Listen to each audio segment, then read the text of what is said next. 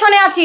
না পেরেছিস কোনো একটা দামি রেস্টুরেন্টে আমাকে একবেলা খাওয়াতে, না পেরেছিস ভালো একটা ইচ্ছে পূরণ করতে, আর তা তো পারিসনি। আর এই যে দেখছিস একে, আরে ওর সাথে তো আমার কয়েক ঘন্টার পরিচয়, কয়েক ঘন্টাতে কয়েক হাজার টাকা শেষ করেছে আমার পিছনে। আর এই জায়গাতে আসার সময় কিসে করে আসছি জানিস তুই? বিএমডাব্লিউ গাড়িতে। আরে তুই তো বিএমডাব্লিউ চিনিসই না, চিনবি কি করে? জীবনে চোখে দেখেছিস? দেখিসনি। তোর মতো ছোট লোকের তো দেখার কথাই না।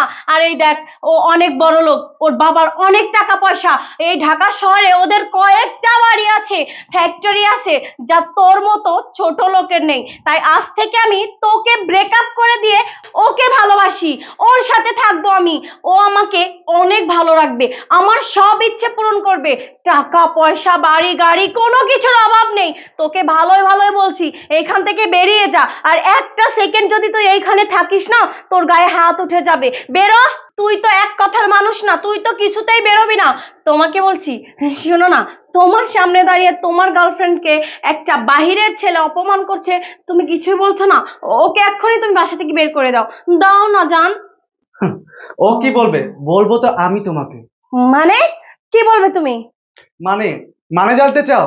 তুমি এতক্ষণ বললে না ও তোমার বয়ফ্রেন্ড, অনেক টাকা পয়সা, বিএমডাব্লিউ কার দিয়ে তুমি এখানে এসেছো। ওর আসল পরিচয়টা কি তুমি জানো? ও আমার ছোট ভাই, ও আমার নিজের ছোট ভাই। আর আজকে সারাদিন যা কিছু ঘটনা হয়েছে না এখন অব্দি, সবকিছু আমাদের দুজনের প্ল্যানিং ছিল। তুমি কি ভেবেছো আমি তোমাকে ভালোবাসি আর তোমাকে